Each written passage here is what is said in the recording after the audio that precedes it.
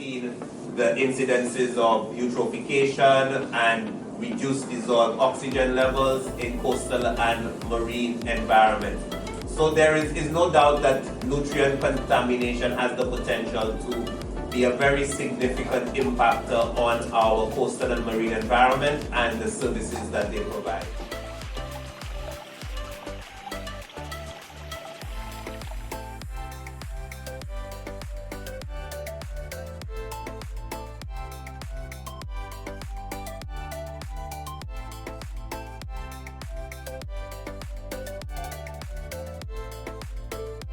Does bring home the question that there is need for improved resilience as small island developing states. It reinforces our concern that we need to do some amendment to the LDS protocol.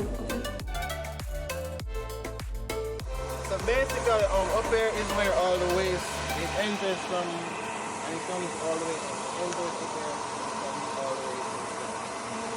all the way to right here.